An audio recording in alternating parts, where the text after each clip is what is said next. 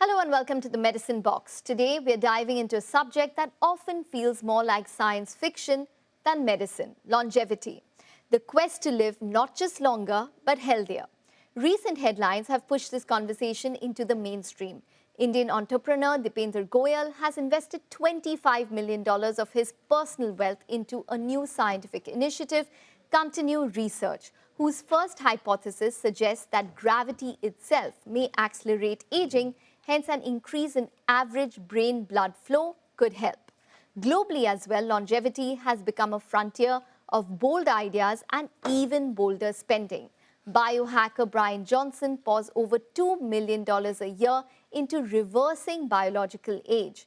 Investor Peter Thiel calls death a technical problem waiting to be solved. The X Prize HealthSpan competition has put up $101 million for innovations that can improve healthy aging, and in March 2025, even the Vatican convened a summit on the future of longevity, underscoring how universal and urgent this topic has become.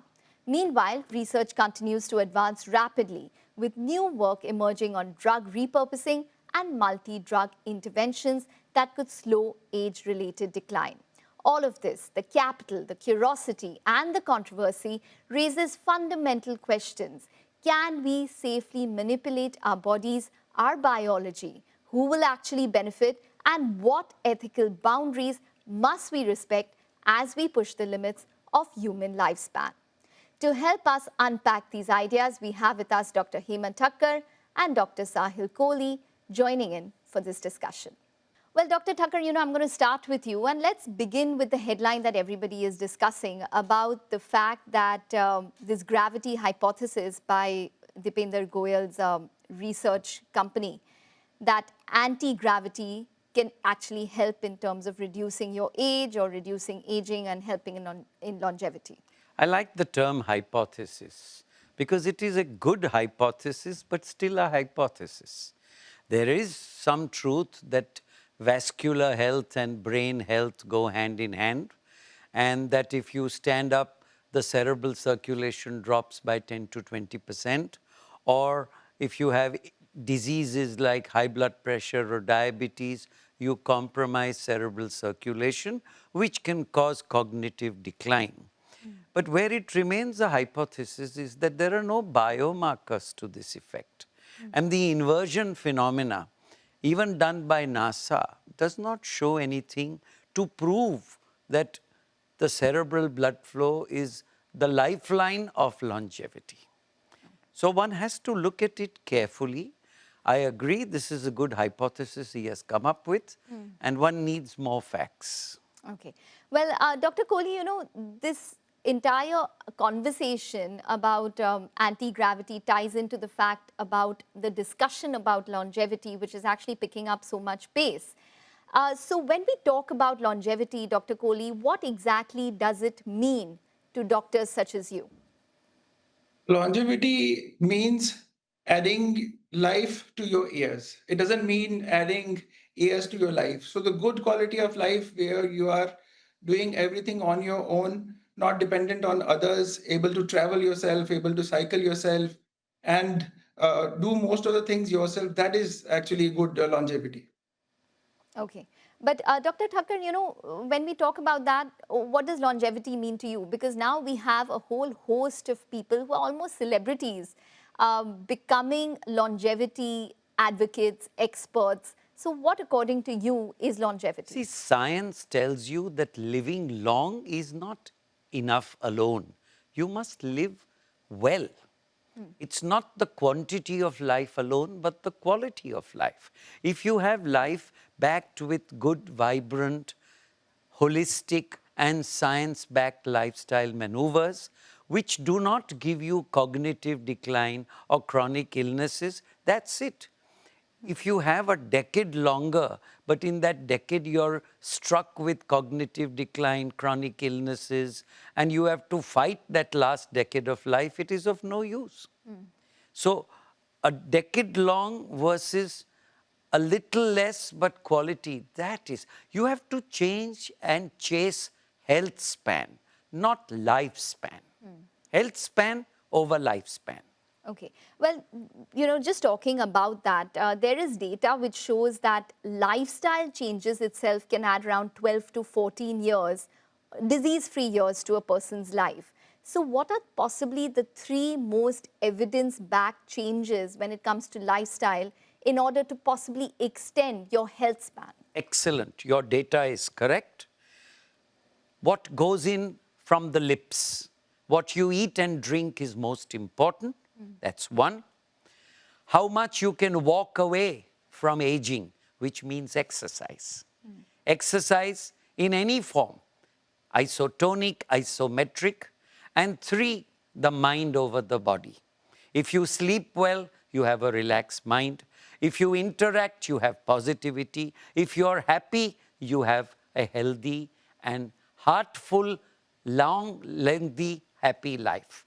So you must look for those three things. And if you adopt these three lifestyle changes, that's the best way. Of course, there is a genetic component which is there.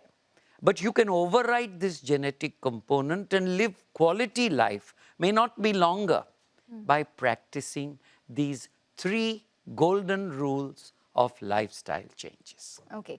Well, Dr. Kohli, I'm just going to toss that over to you as well, because in your practice, in your practice itself, you must be probably seeing a lot of patients with early onset dementia, early onset Alzheimer's. So in that sense, how much of it is possibly lifestyle related? How much of it is genetic? And what do you tell your patients who are aging in terms of the best habits that they should probably adopt?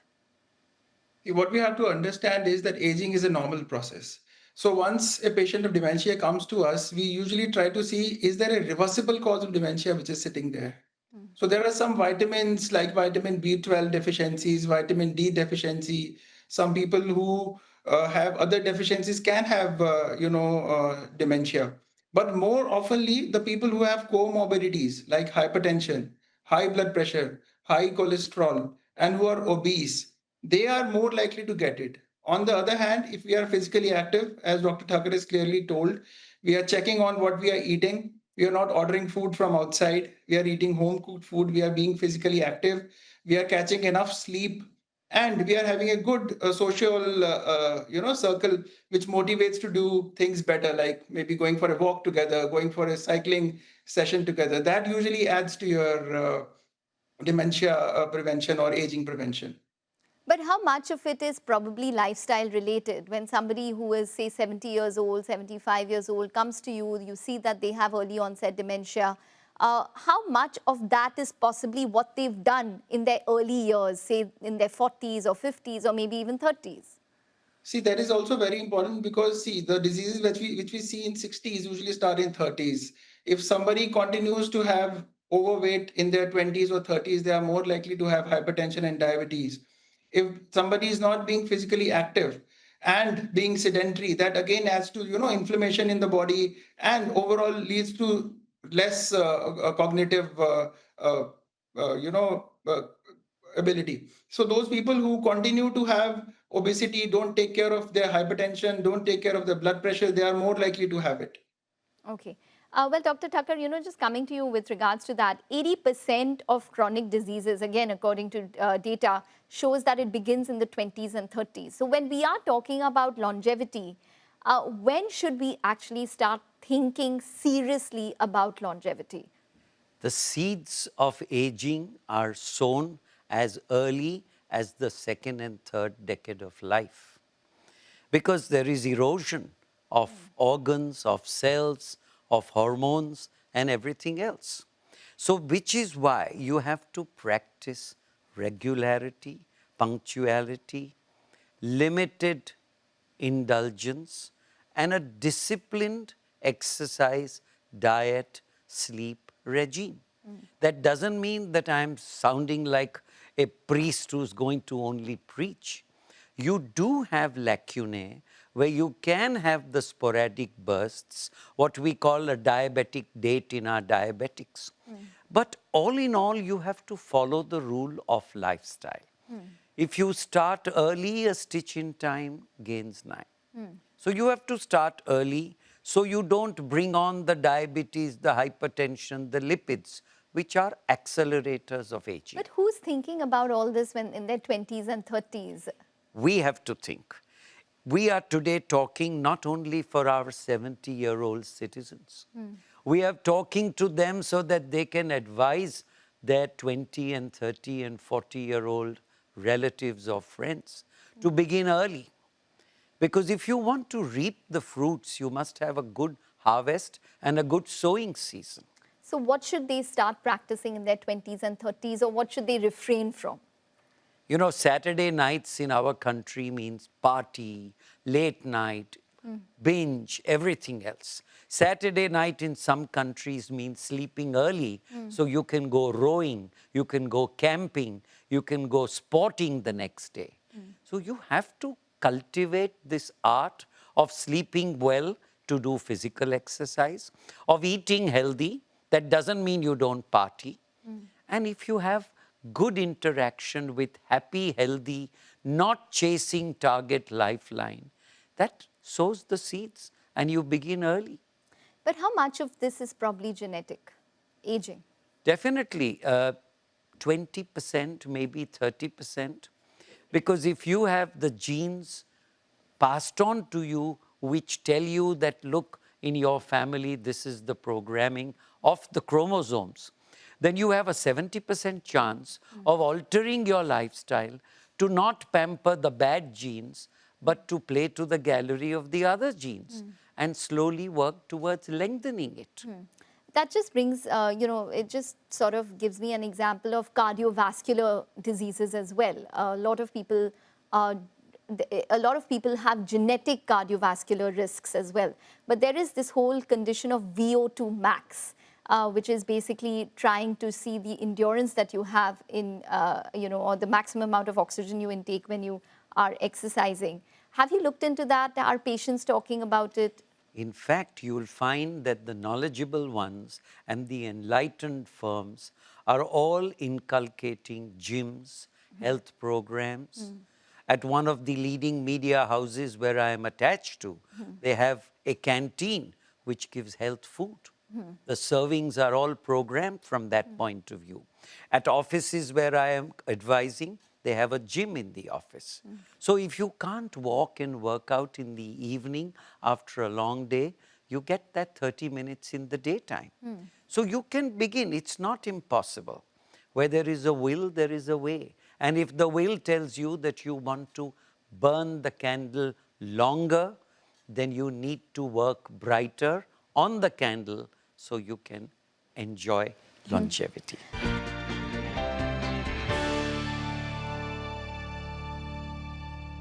Well, Dr. Kohli, just wanted to come to you about preventive testing, because when you speak to, most of your peers or your friends, they say, oh, nothing's wrong. I don't need to get any sort of preventive testing done. Hum to theek hai, until something goes wrong. What do you tell your patients? What is the checklist of, say, preventive testing that you subscribe to your patients, and at what age would you prescribe it rather? See, we have to see the diseases like hypertension, diabetes, high cholesterol. They are very important and they are not picked up. So there is a saying about hypertension that only 50% of the people who have hypertension, that they know they have hypertension, out of which half of them do not even get treated and half of them are undertreated. So conditions like hypertension, if there is a family history, and even if there is no family history, they have to be regularly checked. So at least once a year, there should be a checkup where we check about how is our thyroid doing, how is the blood sugar doing, and there should be regular monitoring of blood pressure as well. If there is we are being overweight and BMI is high, that also needs to be monitored and the weight needs to be reduced. Okay, so if you had to if you had to recommend maybe the lowest effort, highest impact change in lifestyle, what would it be, Dr. Kohli? Because, some people say that 8,000 steps, 10,000 steps, or even 12,000 steps reduces your mortality risk significantly. So what is it that you would recommend as a doctor? See, it depends upon what person likes, which they don't feel burdened to do it. So it has to come naturally and effortlessly. So it can be as simple as walking 7 to 8,000 steps in a day, or maybe doing some kind of aerobic exercises, or doing some kind of strength training 1 to 2 times a week, or going for a cycling 30 minutes for at least 2 to 3 times a day. So any kind of physical activity which they do regularly and persistently over a period of time will actually help them. Okay, so you would put exercise at the top of the list? Yes, exercise, yes. And dietary, definitely the second one, because diet is also very important. We are eating all kinds of processed foods which are having high refined carbohydrates and not eating proteins, especially in our Indian population, which leads to ultimately sarcopenia and low muscle mass, because muscle needs proteins to grow up. And once the muscle mass is less, there are more chances, you're becoming more vulnerable to have infections, you're more vulnerable to have falls, you're more vulnerable to not recover very well from the illnesses, and the cardiovascular as well as your brain health deteriorates because. Okay, but but there is a whole set of people who believe in a plant-based diet and who believe that vegan diet results in longevity as well. So how do you balance the protein part of it there? So they have to take supplements for that, and they have to be more physically active, and they have to make sure, especially those people who have a family history. So they have to be more physically active, and they even the vegan diet is okay, but then they have for making proteins, they have to take some supplements also. And on top of that, they can go to I mean, the strength training can be a major part for them so that the muscle mass gets maintained. Okay, so is strength training possibly more important as we age? If you could just give us more details in terms of how important strength training is and from what age especially. So strength training is very simple. More strength training means better muscles. Better muscles means we are able to endure more and we age slowly. And the strength training should begin early. Even if, ideally it should begin early, but even if we are in 50s and 60s, we do some kind of a moderate strength training, which can be, the functional training part also without using weights. That also adds up to making muscles, toning up the muscles and falling less sick. Okay. All right. Well, Dr. Tucker, we've spoken about exercise now, and that probably is one of the top of the list in terms of increasing your longevity. But a typical Indian diet is quite high in terms of carbohydrates. So how important is diet when it comes to aging or diet when it comes to longevity? And what would you recommend for the Indian diet? So diet is probably the most important because depending on what you eat, you will make in the body, and what you don't make in the body, you will accumulate in the body. As my colleague said, proteins are extremely important.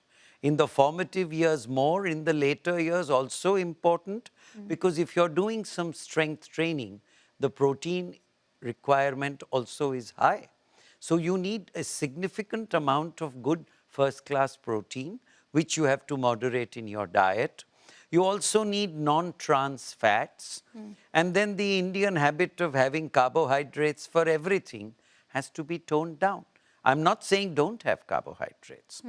And whatever you have should be easily assimilable and easily expendable.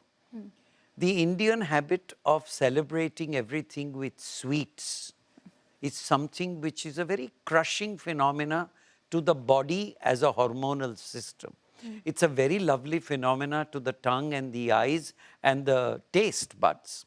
But you have to be careful regarding how you balance the proteins and carbohydrates and fats. And having said that, especially for the aging population, nutritional supplementation, micronutrients, essential supplements, from magnesium to zinc to so many other components are extremely important.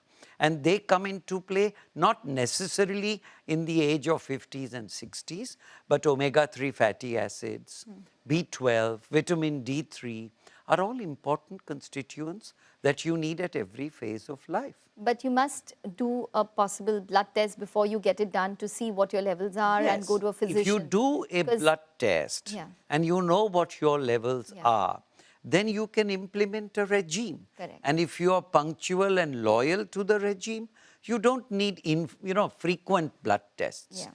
After the 5th decade, you need annual tests. But I wouldn't tell my 30-year-old necessarily to go and do a test every year. He can do it every other year. Now, just, you spoke about celebrations. So one of the other points which is widely spoken about is about how relationships and social connections, in fact, play into longevity. And of course, we have the Harvard study which identifies that. And it is expected to be a top predictor of long-term health, even above smoking alcohol. So how important is social connections for longevity? Very important. Companionship, camaraderie, social interaction, wanting to be with somebody, belonging somewhere, interacting with different people. It not only stimulates the mind, but the neurotransmitters thereafter go and help in keeping. Remember, a happy person is a healthy person. We have patients in the hospital who are happy, who heal earlier and go home a couple of days early. The same logic implies, rather than a grouchy, solitude, isolated person, a healthy, happy person who mixes, who probably has a shoulder or many shoulders to lean on, to talk with, those interactions are as important as food. Just a few minutes left, so we have a rapid fire. So I'm going to just ask Dr. Thakkar as well as Dr. Kohli a couple of questions, and if you could just answer them in, maybe a word or so. So Dr. Thakkar, I'm going to ask you first. Aging, can it actually be slowed? Yes or no? Yes. Okay. Dr. Kohli, one test every Indian above 30 years of age must do. HbA1c and thyroid levels. Okay. Dr. Thakkar, one daily habit that adds the most years to life. Walking. Okay. And is 8,000 steps enough, or do we really need 10,000 or even 12,000? 8,000 is enough. 7,500 is also enough. Okay. All right. Dr. Kohli, what's more important for longevity, sleep or exercise? Both. Sleep early, get up early, and go for exercise. Okay. One food, Dr. Kohli, Indians must cut down on immediately. Mithai. Okay. Dr. Thakkar, fasting, is it a longevity booster or is it just a trend? Intermittent fasting is a trend. Regular fasting that you do for 12 hours when you eat early and sleep early is healthy. Okay. One supplement, Dr. Thakkar, that's overrated. One supplement that's overrated, general B complex vitamins. Okay. And one supplement that actually works. Vitamin D. Okay. And Dr. Kohli, I'm going to end with you. Is longevity expensive, or can most of the gains come from free habits? It can come from free habits. Okay. And what would be the top habits?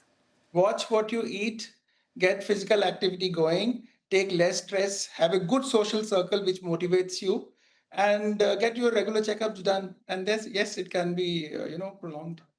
Okay. All right, Dr. Kohli as well as Dr. Thakkar, thank you very much for joining in and speaking with us on CNBC. Hopefully we'll meet 40 years from now, because we are going to practice what we preach on the same program. Absolutely. That 100%, Dr. Thakkar. Thank you very much for joining in.